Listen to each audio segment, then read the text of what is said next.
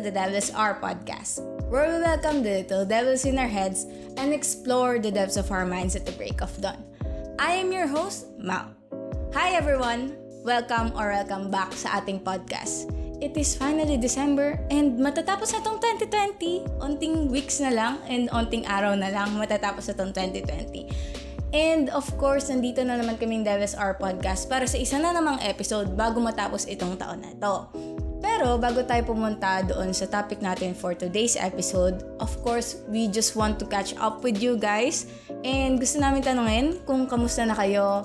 And we hope that you are still taking care of yourself. Of course, that is important, lalo na sa mga panahon ngayon. We know that the holiday season might be a little different this year. And lalo na may pandemic and all of the things that is going on right now in the world and in our country and maybe sa personal lives nyo din.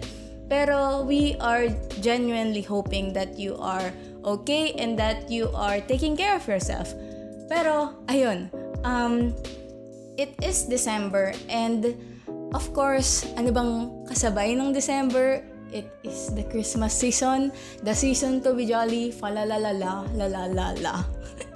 Pero, ayun, December na, and onting araw na lang, ay Pasko na. And I think I can speak for a lot of people and a lot of Filipinos when I say the Christmas season is one of the best and most anticipated season sa Philippines, sa country natin. Because we love celebrating Christmas. And kapag nandyan na yung Pasko around the corner, parang nararamdaman na natin yung saya and nararamdaman na natin yung holiday season and yung end of the year.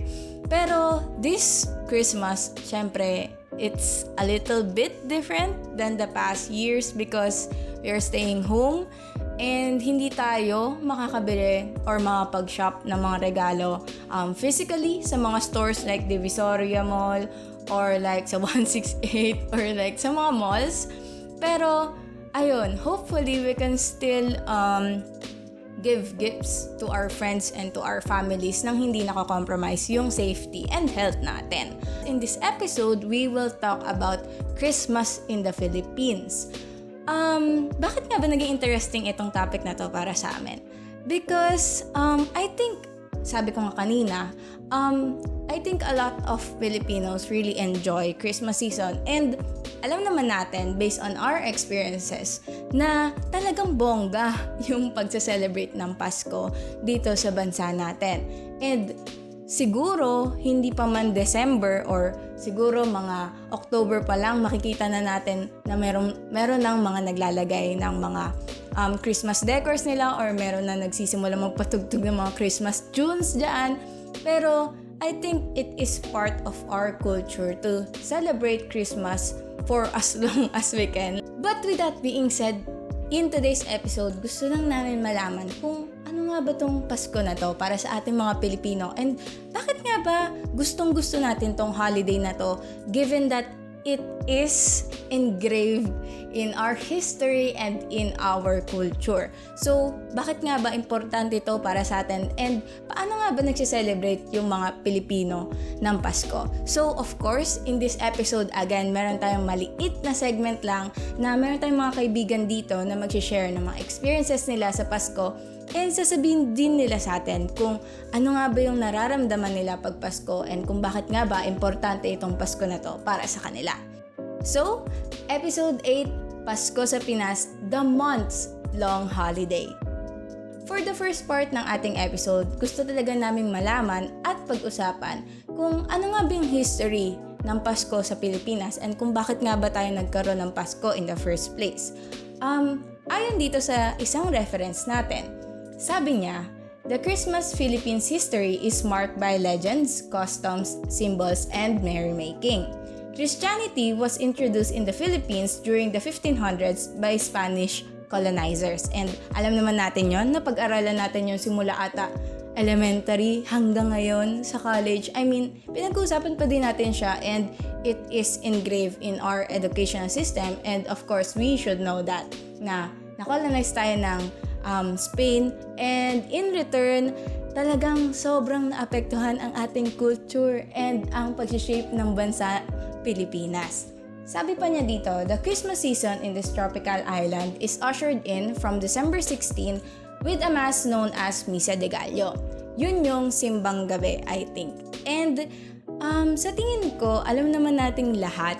I mean, siguro familiar naman yung karamihan sa atin na the Philippines as a country is fairly religious. Like, siguro accustomed na tayo in the idea that most Filipinos are really religious. Like, marami sa mga Filipino families na talagang relihiyoso and that nakaukit na sa culture natin yung pagiging religious and hindi na natin nabubura yun sa mga traditions and customs ng isang Filipino family. And because of the religious characteristics of our country, naaapektuhan nito yung culture and traditions natin. And isa lang yung Pasko sa mga nadagdag or na-impluwensyahan ng religion na culture and tradition sa ating bansa.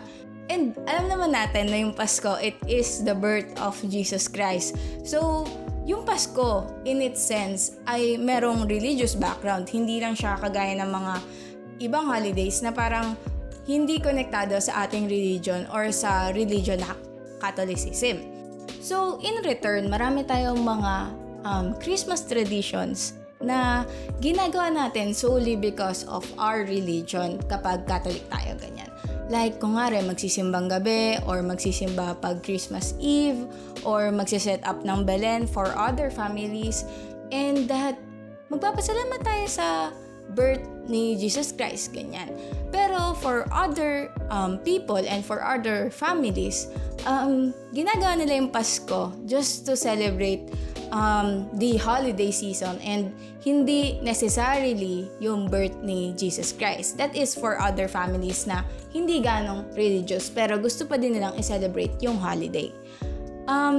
For some people, gusto nila yung idea ng gift giving and that being thankful for one another and for the blessings that they have received for this year.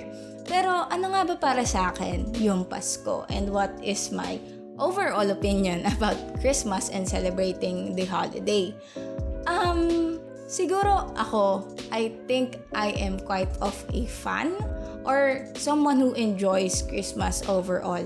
Like, gusto ko yung culture na nangyayari and yung celebration na nangyayari pag Pasko. Pero that doesn't necessarily mean it is because I am religious, pero it is just because of my upbringing sa family namin. Siguro kasi I enjoy the idea of gift giving and being thankful for the blessings and for the people that I had ngayong taon na to. And parang wala lang, nakakataba siguro ng puso. I mean, to be thankful for people that have stood by your side throughout the year. And of course, magagawa naman natin yon kahit hindi Pasko, di ba? Pero parang para sa akin, I associate Christmas to be that day and to be that season to be really thankful for the blessings and for the people that I had throughout the year. And wala lang, siguro sobrang saya lang na mag-celebrate and to have a reason to be jolly and to have a reason to be happy. Wala lang, parang nakakabata pag excited ka pa din sa Pasko. And alam naman natin siguro na nagbabago yung perspective natin kapag tumatanda tayo. Nagbabago yung perspective natin sa mga bagay and nagbabago yung feelings natin sa pag-celebrate ng mga holidays na to as we grow old. Pero I think I still enjoy celebrating Christmas and I still anticipate Christmas and the season itself overall. And siguro over the years I have associated the Christmas season habang tumatanda ako, parang in-associate ko na yung Christmas season sa pagkakaroon ng break because it is Christmas break, diba? Kapag sa mga school works natin, ganyan. And I am really excited to take a break from all of the things kasi parang etong mga panahon na to, etong Christmas season hanggang sa New Year, ganyan, parang yun lang talaga yung mga araw na mabibigay ko sa sarili ko and to my family because hindi na ako nag-iisip ng kahit ano pang bagay because meron akong reason na hindi holiday naman. Hindi ko kailangan gawin tong mga bagay na to because it is the holiday and it is Christmas. And bakit ako magtatrabaho kapag Pasko and kapag holiday ganyan? And I think it is a nice justification, yung holiday itself. Parang it is a pat in the back like, okay, it's okay to take a break because Pasko naman and New Year naman. Okay lang na mag-take a break. Pero, ayun, yun lang yung I think yung meaning ng Pasko sa akin. It's either being thankful for the people and for the blessings that I had this year and taking a break from all of my responsibilities and schoolworks and just giving myself time to focus on myself and on my family. Para sa susunod na point dito sa ating episode, paano nga ba sineselebrate yung Pasko dito sa Pilipinas? Sabi dito sa isang article na meron tayo, people in the Philippines like to celebrate Christmas for as long as possible. And I think we know that is a kind of a fact na marami pa din sa mga Filipinos na gustong nagsiselebrate ng Pasko for as long as possible. I think kahit merong pandemic, marami pa din sa mga Filipinos yung gustong magbigay ng regalo and mag-shop ng mga Christmas decors kahit technically hindi naman tayo makakapag-celebrate as parang bongga kagaya ng mga last years because ayun, social distancing and bawal tayong mag-celebrate ng as in kasama yung mga external relatives natin like yung mga tito-tita natin, yung mga lolo't lola natin, hindi natin sila pwedeng makagroup ngayong Pasko and that is just because nandito pa din tayo sa pandemya na to and ayun, pero I think hanggang ngayon parang nagsiselebrate pa din tayo ng Pasko for as long as we could and as hard as we can.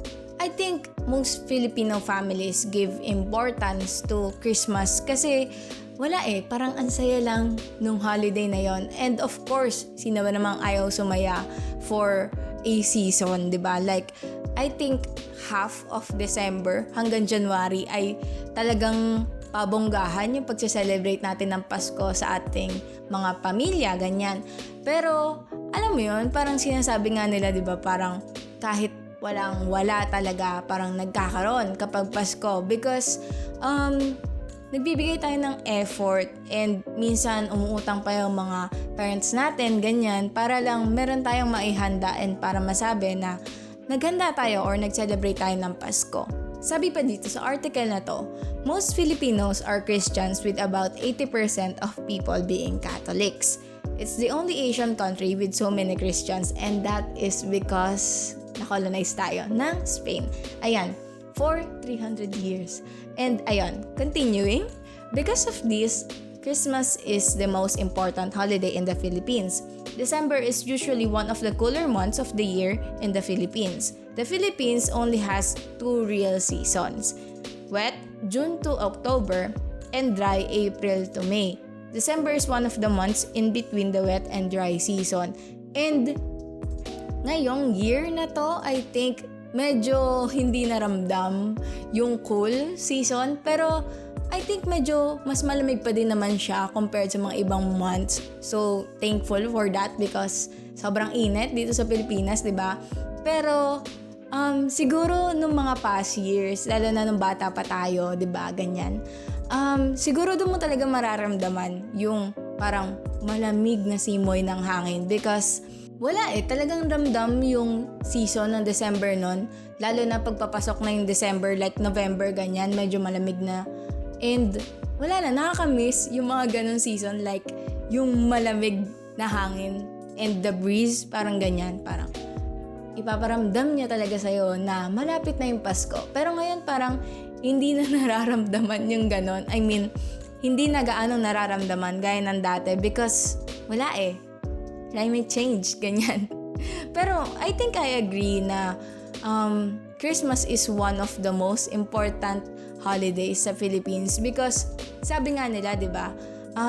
Kahit walang-wala nagkakaroon kapag Pasko because I think most Filipino families give importance to Christmas kahit hindi sila religious because it is the season to be thankful and to be happy. And I think yung last 2 weeks ng December, doon talaga nararamdaman na Pasko na because siguro kasi ngayon, sa season ngayon and sa generation natin ngayon, parang hindi na gano'n karamdam yung Pasko or tumatanda lang ba ako?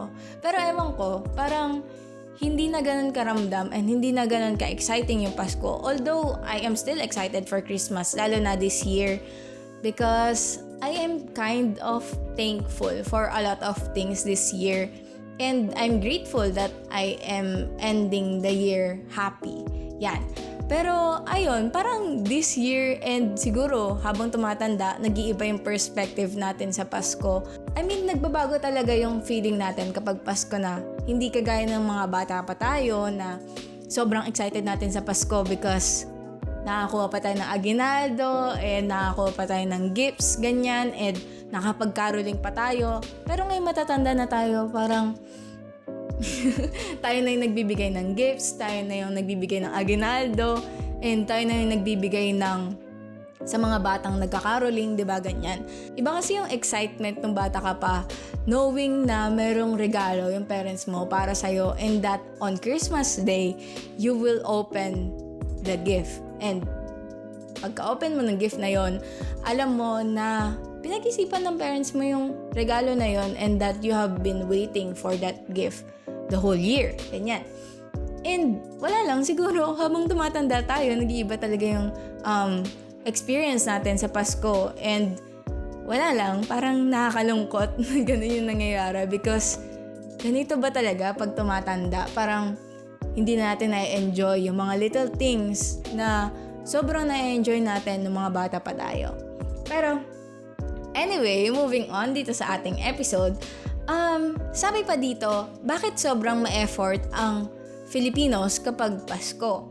And I think it is part of our culture as a religious country to really give back to the religion.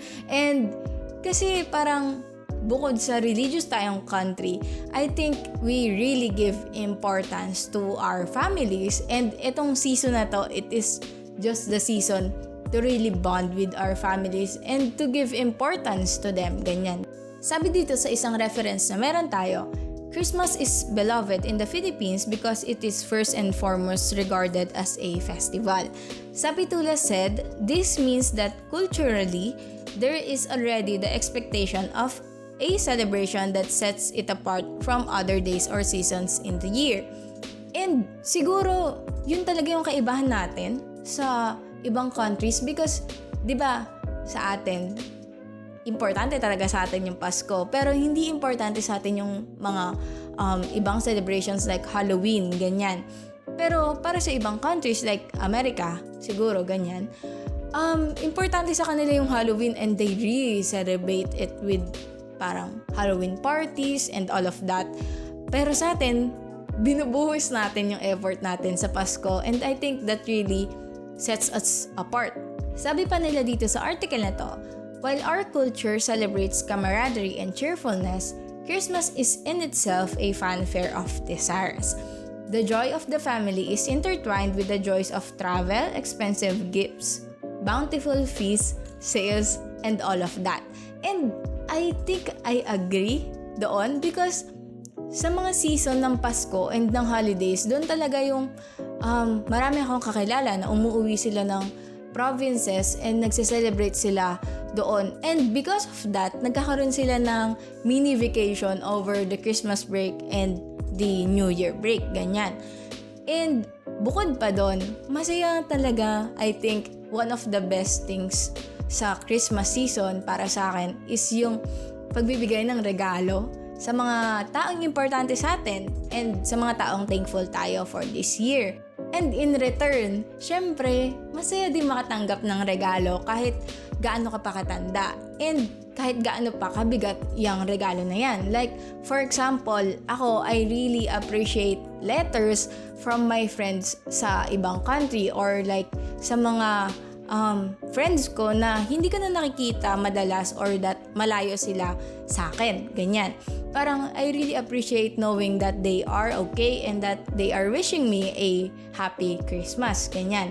And of course, sino ba naman tatanggi sa mga regalo, 'di ba? Na-fulfill lang siguro sa puso kapag nakakatanggap ka ng regalo and that you know and you think na nasa isip ka ng tao na to and that they have thought of you and that they had thought of giving you a gift for Christmas. Kahit pa sabihin natin na para-pares lang naman siya ng binigay na regalo, at least, di ba, nabigyan ka ng regalo. Sa lahat ng mga taong kakilala niya, at least nabigyan ka ng regalo.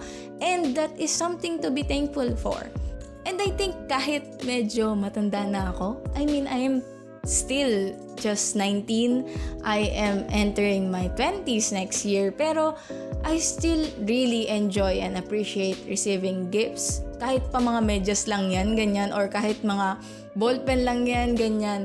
I really still appreciate it. Lalo na if it is from the people that I love and appreciate, ganyan.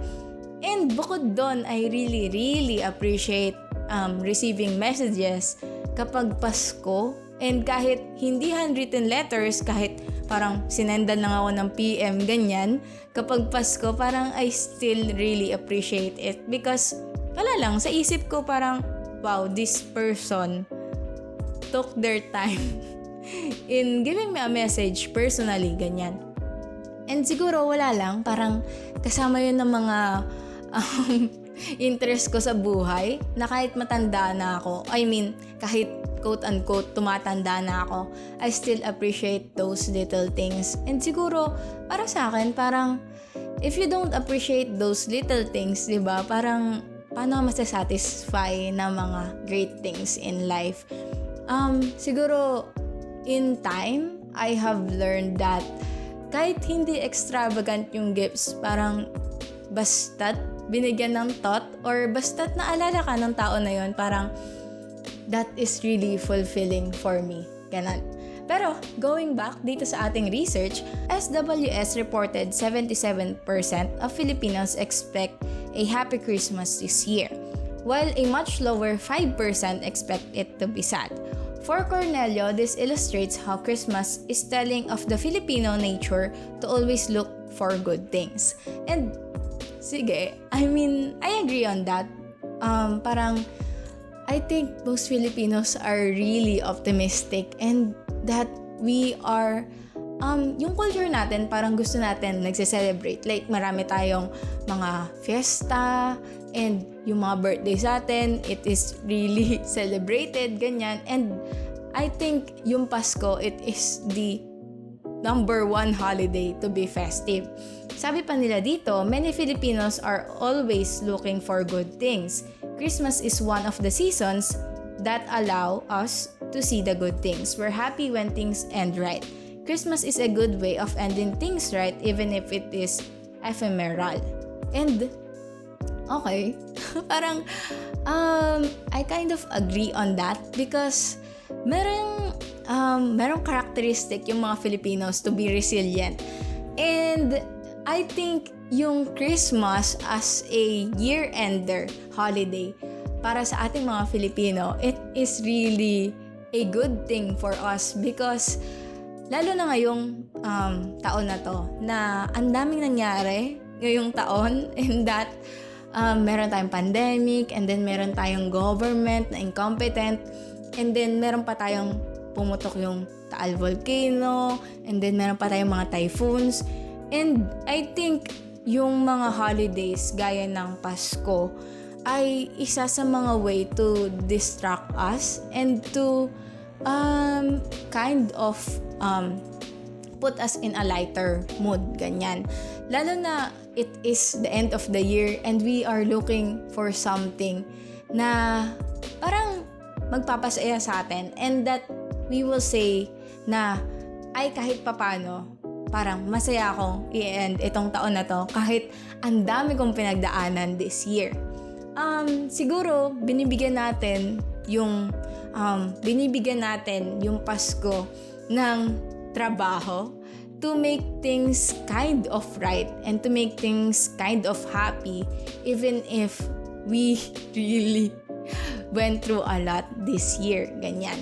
And siguro para sa akin din kasi parang Christmas has this feeling na warm feeling, ganyan, na it just makes sense na parang pinapasaya tayo pag Pasko na.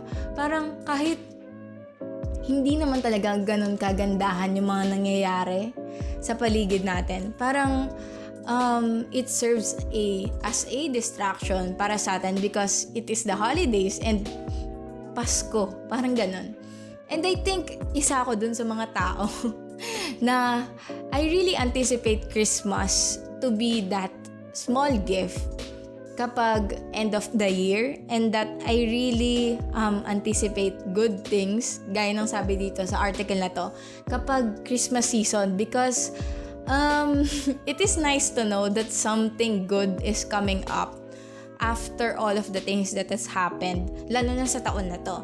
And wala lang, siguro I really like and I really anticipate the holiday that wala lang, parang masaya lang tayo, and it is the holiday to be happy and to be thankful for all of the things na nangyari ngayong taon na to.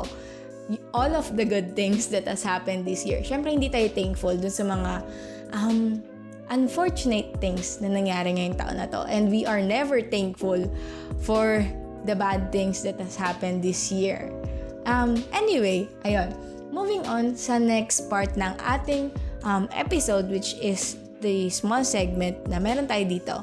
Babasahin natin ngayon yung mga entries ng mga kaibigan natin na nag-send ng experiences nila kapag Pasko, and that kung bakit nga ba mahalaga yung Pasko para sa kanila.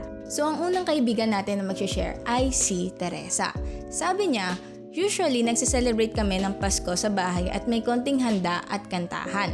Pero noong 2016, naging kakaiba at mas masaya ang Pasko namin. Napagdesisyonan ng pamilya ng aking tita na nakatira sa Samar na pumuntang Maynila at ayain kaming salubungin ng Pasko sa Baguio City. And sobrang saya nun na pumunta sa Baguio kapag Pasko. Kahit medyo parang siguro maraming tao, maraming Filipino na naghahanda na pumunta sa Baguio ng mga ganitong season because mas malamig.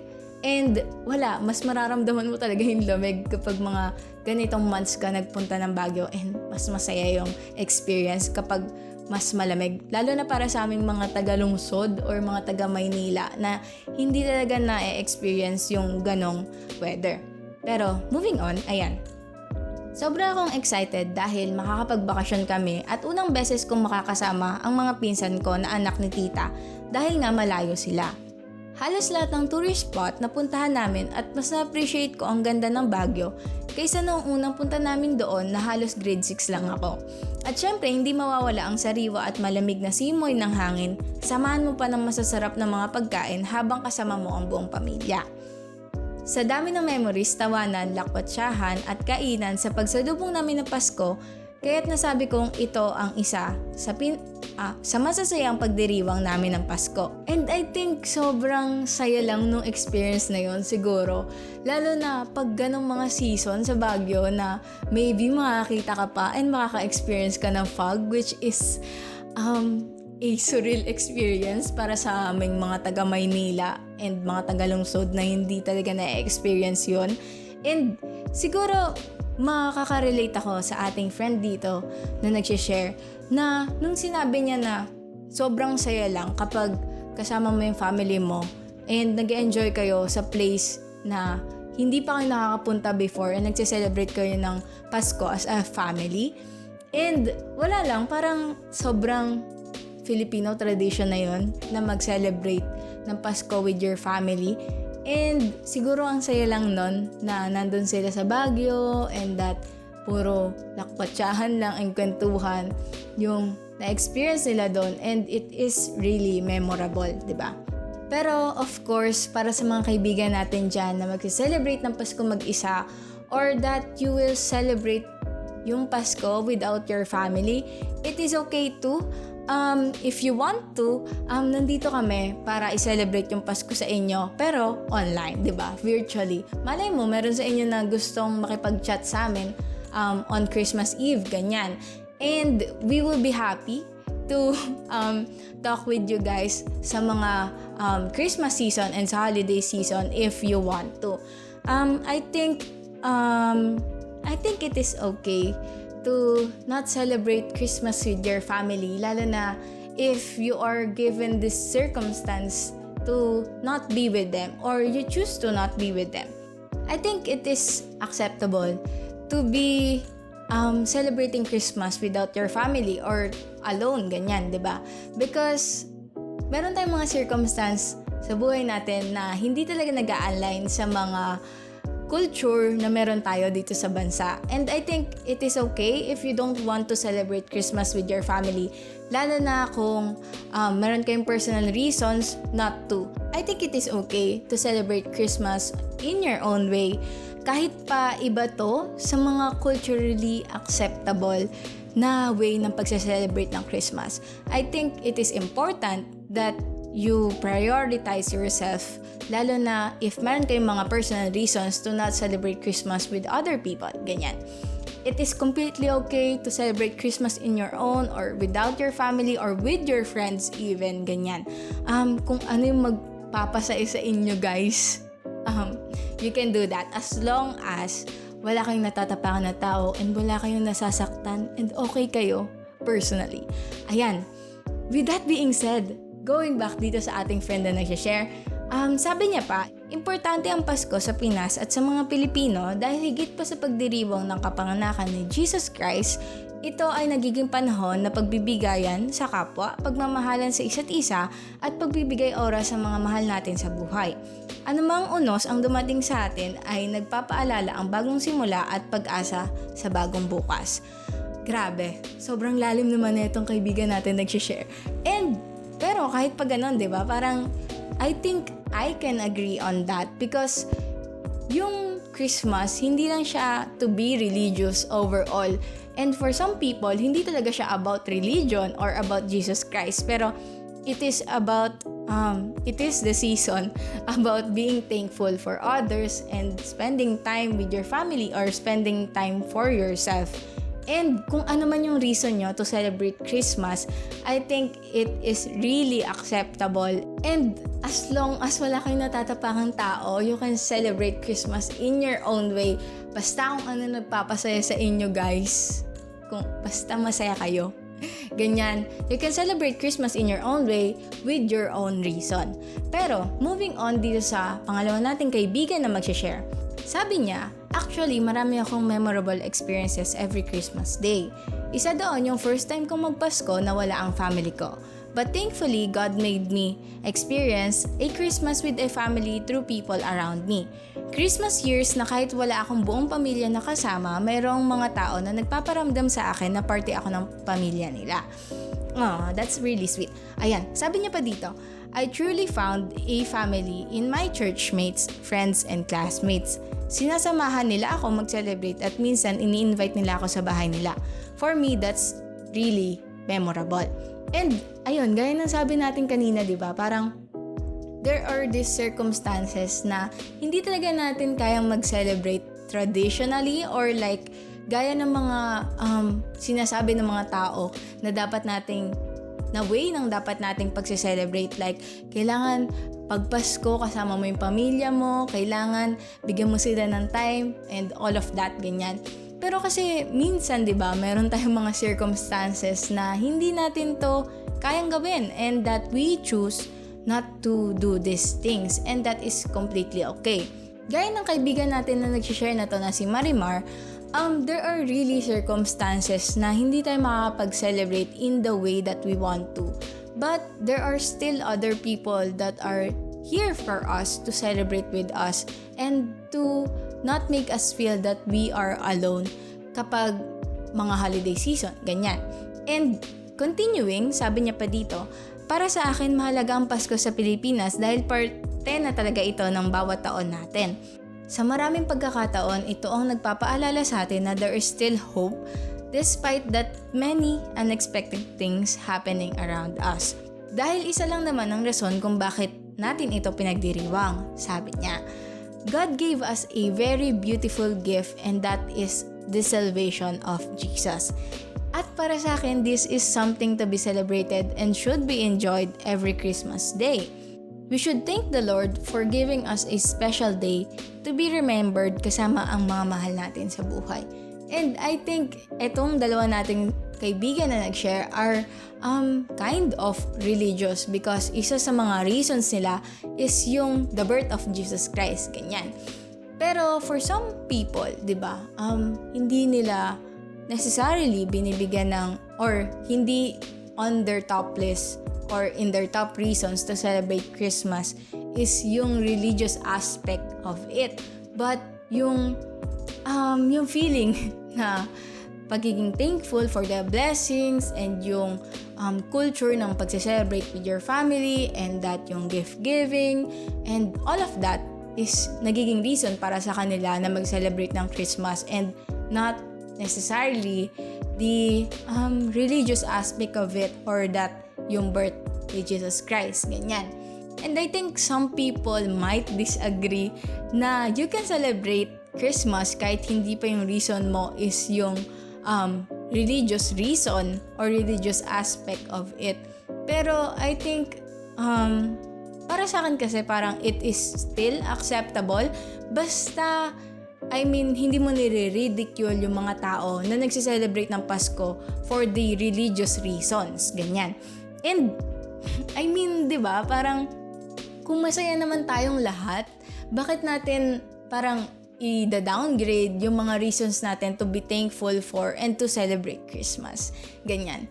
I think para sa akin, kung ano yung reason mo para mag-celebrate ng Pasko and that you are thankful for the things that has happened in this year, kahit pa religious reasons yan or that personal reasons yan, I think you can still celebrate Christmas in your own way and for your own reasons, di ba? Parang kapag sinabihan tayo na hindi mo pwedeng i-celebrate yung Christmas dahil lang thankful ka para sa mga blessings or mga tao na nandyan sa buhay mo ngayong year na to and that you are not solely celebrating Christmas for the reason that it is the birth of Jesus Christ, parang bakit tayo ganon? Parang, di ba, iba-iba naman tayo ng experiences and that iba-iba din tayong upbringing sa mga families natin. And for some of us, hindi naman talaga ganon ka-religious para sa mga families natin yung Christmas season and yung pag-celebrate ng Pasko overall. And if it is not our reason to celebrate Christmas pero nire-respeto natin yung mga tao na nagse-celebrate ng Pasko dahil sa birth of Jesus Christ, who's to say na hindi dapat tayo mag-celebrate ng Pasko, di ba? Ayun, I think that is just one of my opinions with Christmas overall. Like, hindi naman natin pwedeng sabihin na ito lang talaga yung reason kung bakit kailangan natin mag-celebrate ng Pasko because iba-iba tayo ng reasons and iba-iba tayo ng history with Christmas overall. Like, for some people, yung Christmas, it is a special day for them. And that is not necessarily because of the birth of Jesus Christ, but because of a event in the past that has happened to them ngayong mga season na to, na talagang tumatak sa kanila and they are really thankful for ganon. Parang, para sa akin, if hindi naman sila nakakasama sa ibang tao, di ba? Bakit kailangan natin silang i-ridicule? And bakit kailangan natin sabihin na you are celebrating Christmas the wrong way and for the wrong reasons? And I think kung yung reasons mo ay because of religious reasons or my religious background, ganon, it is okay too to celebrate Christmas in your own way. I mean, diba? Parang bakit natin kailangan i-police yung mga ibang tao for the reasons that they celebrate this holiday kung lahat naman tayo nagsasaya and lahat naman tayo masaya sa mga reasons kung bakit natin i-celebrate itong Pasko. I think it is really time to stop degrading other people for the reasons that they celebrate Christmas overall, because iba-iba tayo ng experiences and hindi naman kailangan pare-parehas tayo all the time, 'di ba? And I think ako mismo, hindi ako solely nagbe-base sa mga religious reasons behind Christmas overall. And meron ako mga personal reasons kung bakit I am really excited and looking forward for Christmas season and yung mismong araw ng Pasko. I think over the years, nagbabago yung mga reasons natin kung bakit tayo excited sa Pasko. And that is completely okay because as we grow old, iba-iba talaga tayo nung nagiging perspective sa buhay. And maybe, nung bata ako, I am looking forward to this holiday because makakatanggap ako ng mga regalo and ng pera, ganyan. Pero ngayong medyo tumatanda na ako, I appreciate the holiday for the little things that I can experience kapag mga ganitong season, kagaya ng mga letters from my friends and family, and yung parang the thought of being thankful for the things that has come and for the experiences that I have throughout this year. Kung ano man yung reasons nyo behind celebrating Christmas as extravagant and as long as possible, that is completely okay. And if you don't give a shit about Christmas, it is okay too. I mean, holiday lang naman siya, and if hindi importante sa inyo, bakit kailangan yung magpanggap that it is important to you, diba? It is a waste of time and effort to try na makisabay sa trend or makisabay sa feeling na masaya yung Pasko, and that you give a lot of effort and input to it kahit para sa'yo naman talaga, wala ka naman talagang pakialam sa holiday na to. I think it is okay basta genuine yung intentions natin, and if tayo gustong-gusto talaga nating i-celebrate yung Pasko, that is okay. And if yung mga ibang tao wala silang pakialam sa holiday na to, that is okay too. Parang mas okay na isipin or makita natin na wala silang paki sa holiday na to kaysa naman makita natin sila na nagpapanggap na masaya sila sa holiday na to and that they give a shit about it, diba? Parang it is time na we do things in our own way, and that hindi tayo nakikage ng kung ano yung mga upbringing natin and yung kung ano yung culture natin. Parang it is time to do things our own way, and that if that includes not celebrating Christmas at all, that is completely okay too. And ayun, I think that is it for today's episode. Kagaya ng mga sinabi ko kanina, I am really looking forward to Christmas this year kahit pa nasa ibang circumstance tayo ngayon, and that we can celebrate with our friends or that we can meet up with our titos and titas and cousins, ganyan. I think I am still looking forward to Christmas this year because parang I can safely say that I am celebrating Christmas happier this year compared to last year, and I think that is something to be grateful for. I think ang masasabi ko lang in this episode, if we are celebrating Christmas this year, siguro let's celebrate it for the reasons that we really give importance to. Like, siguro magsa-celebrate tayo ng Christmas ngayon because we are looking forward to it, because we are looking forward to experience a good thing this year. Or that maybe we are celebrating Christmas because we want to be thankful for the blessings that we had this year. Or maybe for religious reasons like birth of Jesus Christ, ganyan.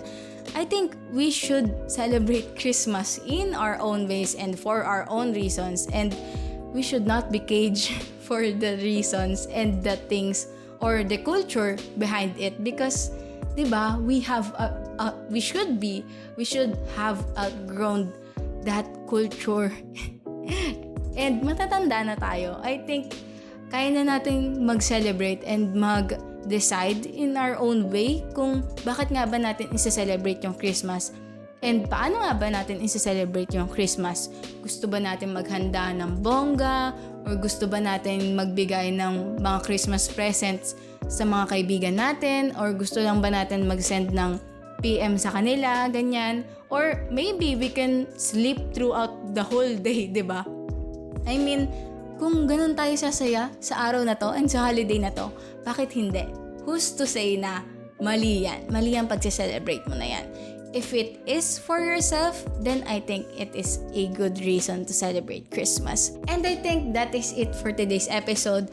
Thank you so much for being with us in today's episode. And if you want to talk to us more or to interact with us, syempre open ang comment section sa baba ng every episode namin.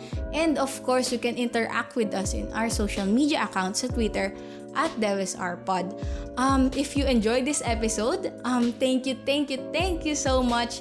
In behalf of Devils Hour Podcast team, we really thank you for watching or listening to this episode. And if you want more from our podcast, ito yung playlist ng mga past episodes na nailabas namin throughout the year. If you have watched or listened to those episodes, thank you so much. And you can always subscribe to our channel at Devils Hour Pod para ma-notify kayo ng mga future episodes namin. I think it is safe to say that I am really excited and happy na marami kaming mga plano for 2021 for the podcast, and I can't wait for the January episodes because wala lang, masaya lang yung mga mangyayari this January and in the upcoming year. But with that being said, of course, we upload every first and third Friday of the month, and medyo na-delay lang ng konti ngayon because meron kami mga naplano for the upcoming year, and wala, sobrang excited lang talaga ako because medyo pinaghirapan. I mean, hindi medyo, pinaghirapan ng Devils Hour Podcast team etong mga darating na episodes, and we cannot wait to share it with you guys. Ayun. And I think that is really it for today's episode. And on behalf of Devils Hour Podcast team, we wish you a advance happy Merry Christmas, and of course, a Happy New Year. Sana nandito pa din tayo by 2021, and of course, we would want to share with you guys yung mga future episodes pa namin. So hopefully, you stay with us hanggang sa susunod na year. But with that being said, again, I am your host, Mal, and always remember, you'll never know what you'll get from the Devil's Hour. Bye guys! Happy holidays! See you next year!